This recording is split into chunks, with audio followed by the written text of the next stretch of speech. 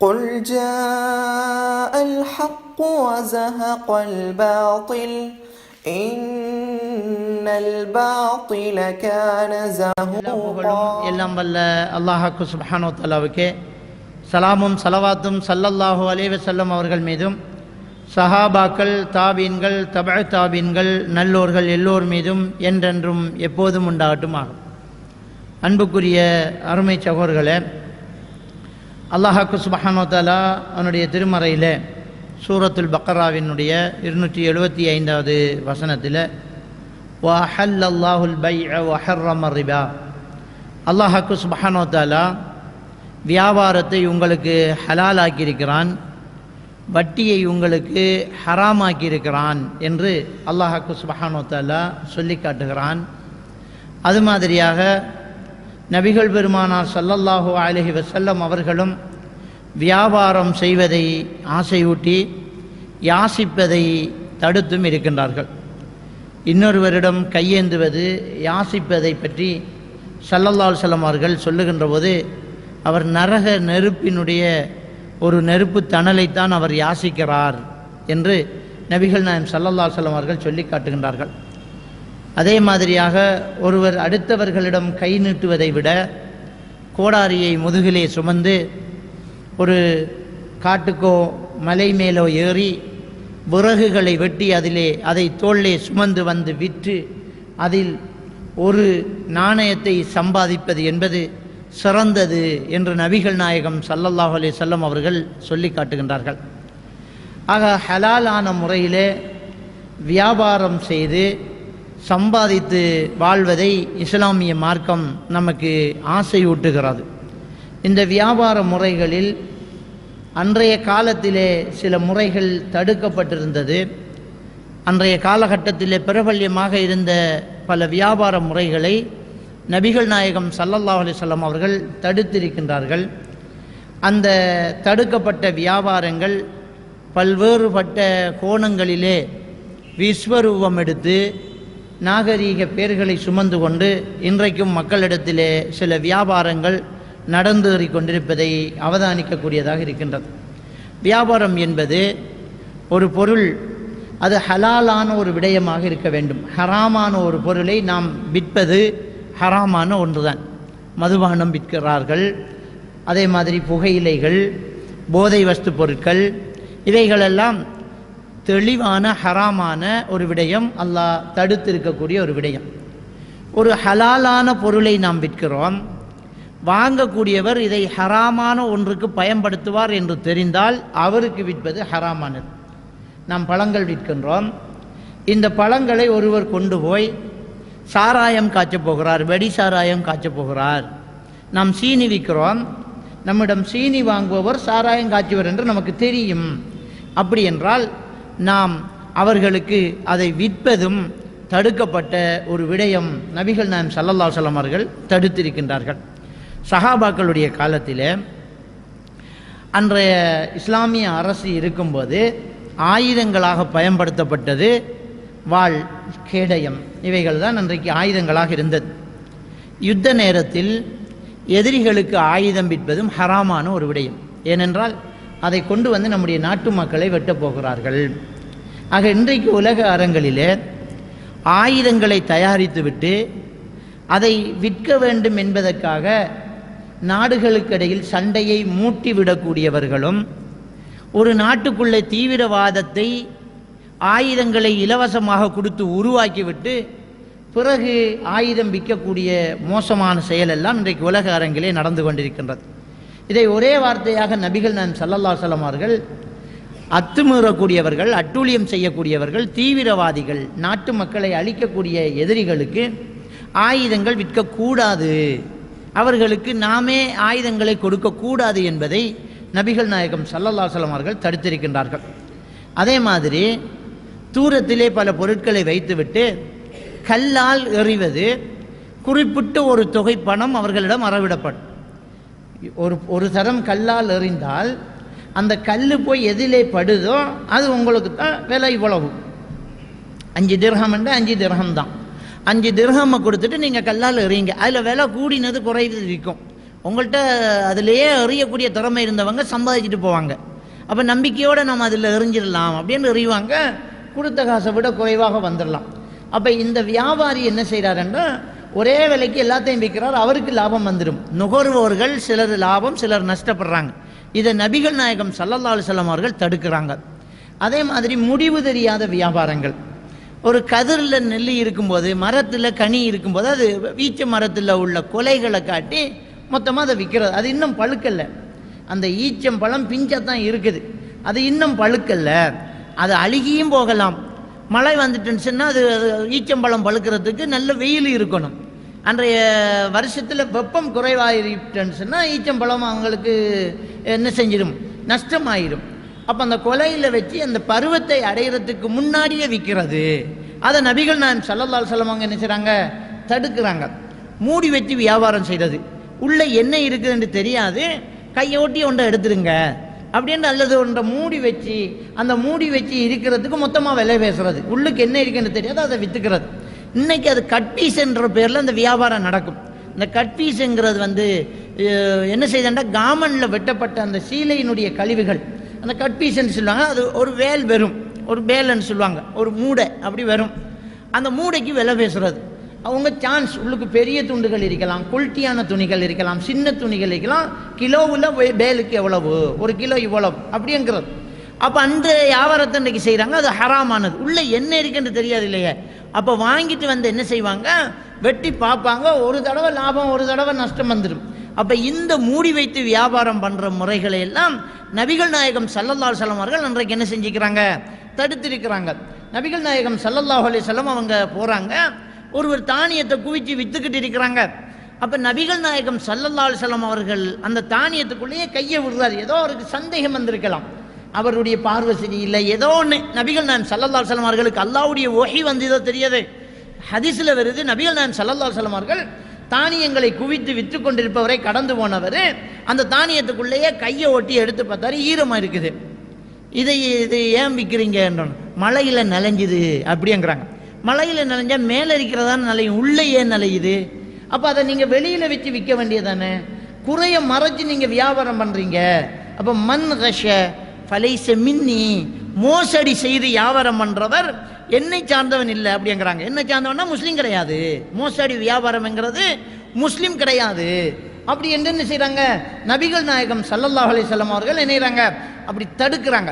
அப்போ மறைத்து வைத்து குறைகளை மறைத்து வியாபாரம் பண்ணுறது, குறைகளை மறைத்து வியாபாரம் பண்ணுறது என்ன, அது அவங்களுக்கு ஹராமான ஒரு விடயம் அப்படிங்கிறத நபிகள் நாயகம் ஸல்லல்லாஹு அலைஹி வஸல்லம் அவங்க சொல்லி காட்டுறாங்க.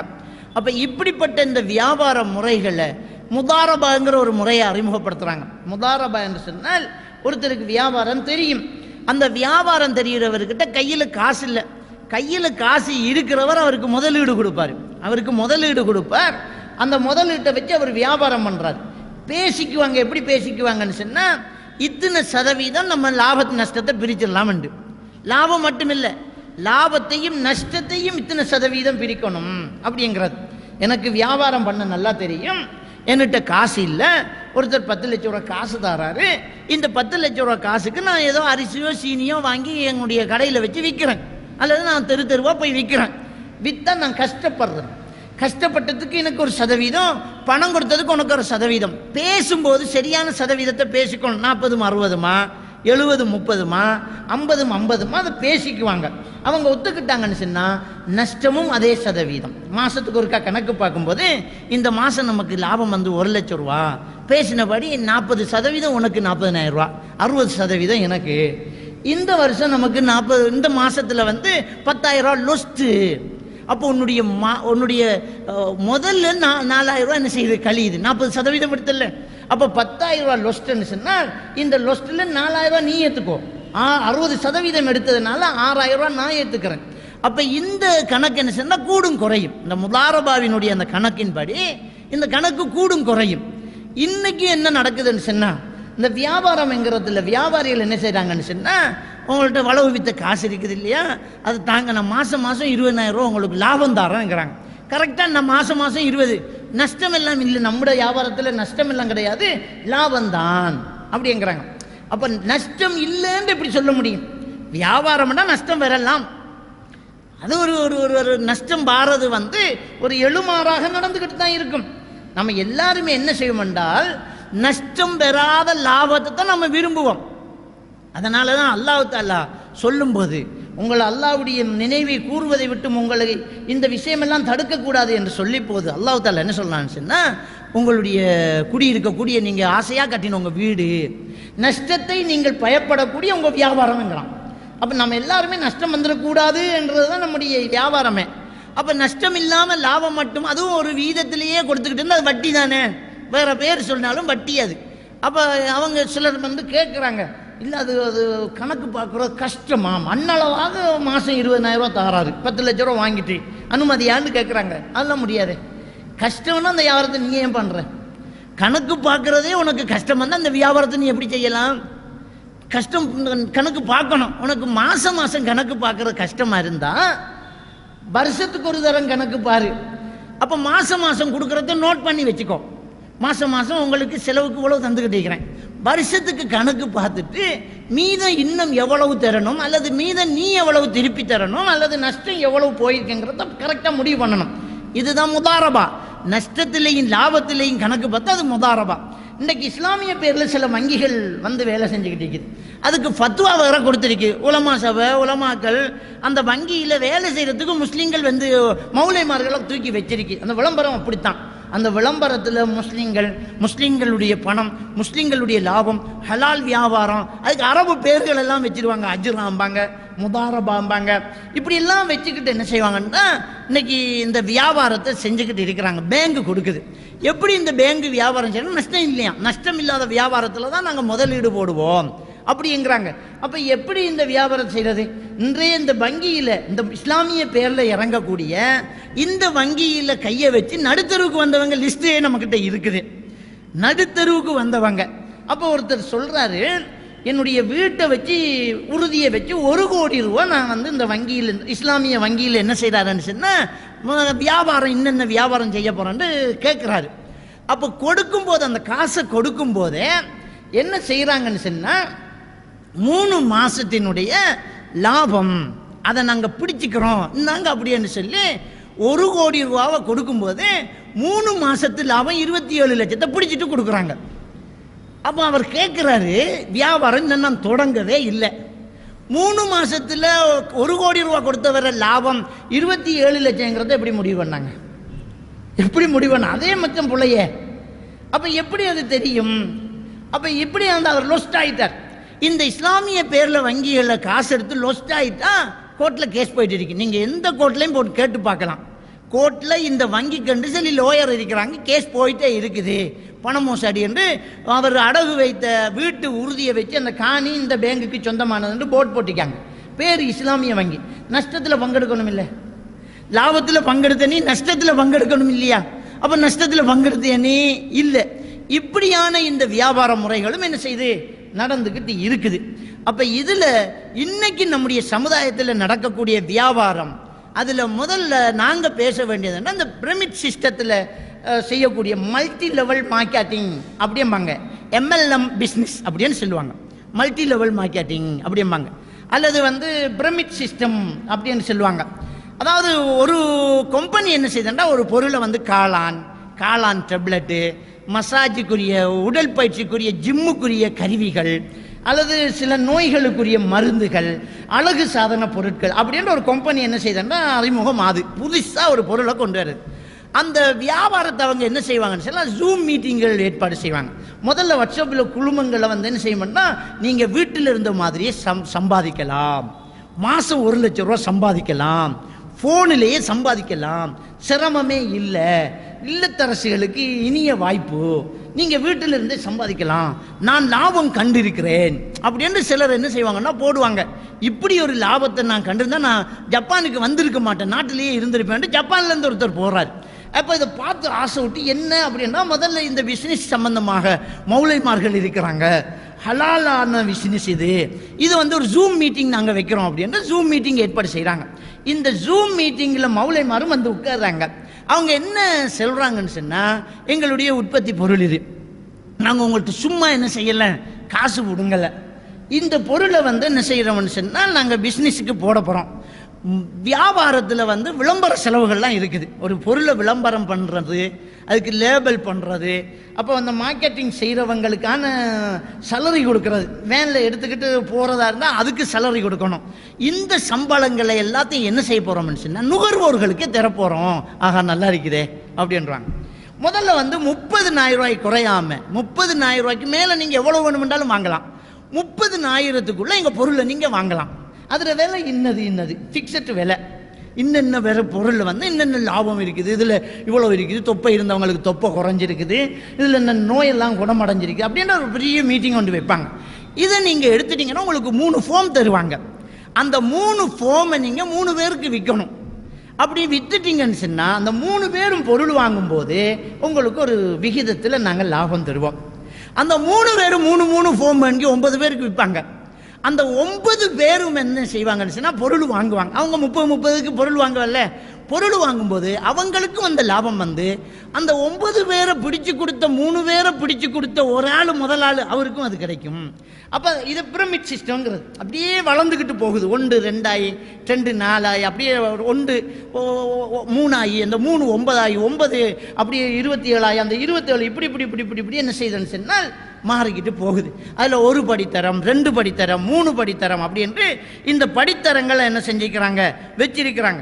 இந்த படித்தரங்களை பொறுத்த வரைக்கும் இந்த முதலாம் படித்தரத்தில் ஒரு 5 பேர் இருந்தால் 2ஆம் படித்தரத்தில் 25 பேர் வந்துடுவாங்க. 3ஆவது படித்தரத்தில் 365 பேர் வருவாங்க. 4ஆம் படித்தரத்தில் 3,90,625 பேர் என்ன செய்கிறாங்க வர்றாங்க.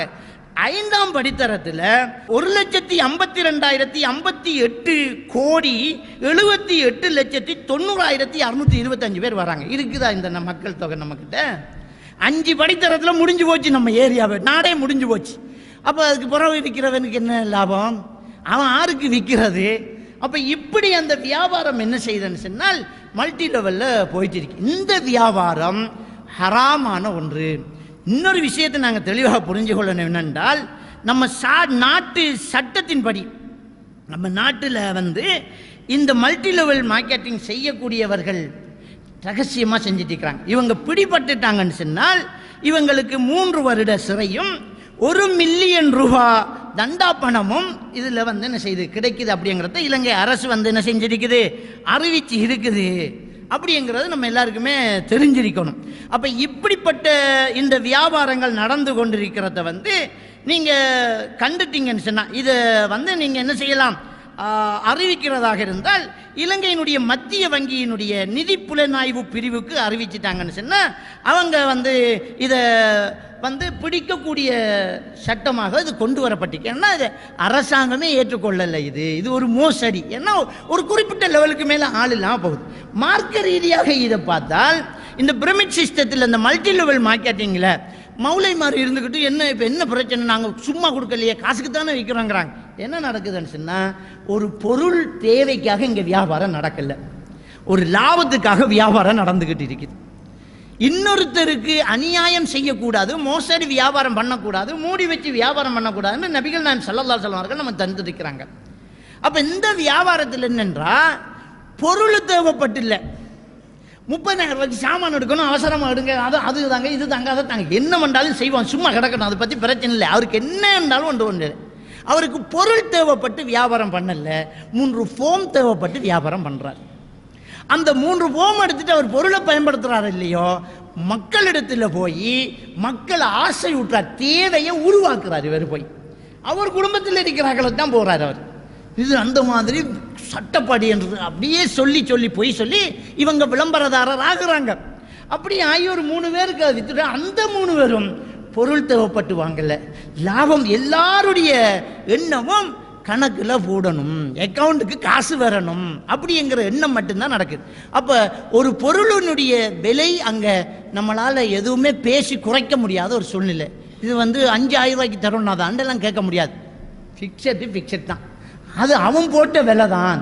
அப்போ இதில் இந்த கம்பெனி என்ன செய்யுதுன்னு சொன்னால் பொருளை மலமலண்டு விற்கிறான், பொருளை என்ன செய்யறான் விற்கிறான். வித்துட்டு என்ன செய்யறான், ஒரு குறிப்பிட்ட காலத்துக்கு மக்கள் பணத்தை எடுத்து மக்களுக்கு கொடுத்துக்கிட்டு இருக்கிறான், மக்கள் பணத்தை எடுத்து மக்களுக்கு கொடுத்துக்கிட்டு இருக்கிறான். அவனும் எடுத்துக்கிட்டு ஒரு கொஞ்ச நாளைக்கு அந்த லாபங்கள் கொடுக்கும்போது அது மக்களிடத்தில் பேசப்படும். பேசப்பட்டுக்கிட்டு இருந்தால் இப்போ ஒரு 1000 பேர் பேசிக்கிட்டு இருக்கும்போது அதை பார்த்து அடுத்த லெவலுக்கு வரக்கூடியவர்கள் 1,00,000 பேருக்கு மேலே வந்துடுவாங்க. அந்த 1,00,000 பேர் பேசப்பட்டுட்டு இருக்கும்போது அதுக்கு மேலே கோடிக்கணக்கான ஆட்கள் வந்துடுவாங்க. திடீரென்று இந்த கம்பெனி ஸ்டாப் பண்ணப்பட்டுட்டால் அது அன்ஒஃபிஷியலாக நடந்தது. நீங்கள் எங்கேயுமே போய் புகார் கொடுக்க முடியாது, ஒன்றுமே பண்ண முடியாது. அதனால தான் பாதிக்கப்பட்டவர்கள் வெளியில் வாரதில்லை, லாபம் அடைந்தவர்கள் மட்டும் வெளியில் வராங்க. அப்போ இந்த வியாபாரம் இன்னைக்கு உலக அரங்கில் ஹராமாக்கப்பட்டு நிறைய ஃபத்வாக்கள் கொடுத்துட்டு இருக்கிறத நாங்கள் பார்க்கலாம். சவுதி அரேபியாவினுடைய கல்வி ஆய்வுக்குரிய ஃபத்வா குழு ஃபத்வா இலக்கம் 2293/5 இது ஹராம் என்று சொல்லியிருக்குது. சூடானியில் உள்ள இஸ்லாமிக் ஃபிக்ஹ் மையம் இது ஹராம் என்று சொல்லியிருக்குது. ஜோர்தானினுடைய இஸ்லாமிய ஃபத்வா நிலையம் இலக்கம் 1995 என்ற அந்த ஃபத்வாவில் அது ஹராம் என்று சொல்லியிருக்குது. இஸ்லாமிய சட்ட மையம் இந்தியாவிலேயும் இது ஃபத்வா இலக்கம் 16/4 70வது சட்டமாக இதை அவங்களுடைய ஃபத்வாவாக இதை ஹராம் என்று சொல்லியிருக்கிறாங்க. கட்டாரினுடைய இஸ்லாமிய ஃபத்வா நிலையம் அவங்களுடைய இஸ்லாம் வெப் நெட்டில் நீங்கள் போய் பார்க்கலாம். அதில் 3549/2 என்ற அந்த இலக்கத்தில் இதை ஹராம் என்று சொல்லி இருக்குது. எகிப்தினுடைய எகிப்தினுடைய ஃபத்வா நிலையம் அதனுடைய ஆரம்ப கட்டத்தில் இது அனுமதி என்று சொல்லிட்டு பிறகு என்ன செய்தன்னு சொன்னால் 3861வது இலக்க ஃபத்வா இலக்கத்தில் அவங்க எகிப்திலையும் திரும்ப இதை ஹராம் என்றே சொல்லியிருக்கிறாங்க. இப்படி உலகத்தில் உள்ள இஸ்லாமிய அமைப்புகள் முழுக்க இந்த மல்டி லெவல் மார்க்கெட்டிங் சிஸ்டத்தை ஹராம் என்றே சொல்லிக்கிறாங்க. இதில் பாதிப்பு தான் அதிகம், ஏமாற்று மோசடி தான் நடந்துக்கிட்டு இருக்குது. இது ஒரு வியாபாரம், இது மல்டி லெவல் மார்க்கெட்டிங். இப்படிப்பட்ட வியாபாரங்களிலிருந்து நாம் அனைவரும் விலகி நிற்க வேண்டும். இது அல்லாஹ் ரசூல் தடுத்த வியாபார முறைகள். அல்லாஹ் தஆலா நம் அனைவரையும் ஹலாலாக சம்பாதித்து சாப்பிட்டு சொர்க்கம் போகக்கூடிய உண்மையான விசுவாசிகளாக ஆக்கி அருள் புரிவானாக. வாஹிர் தஅவானா அல்ஹம்துலில்லாஹி ரப்பில் ஆலமீன்.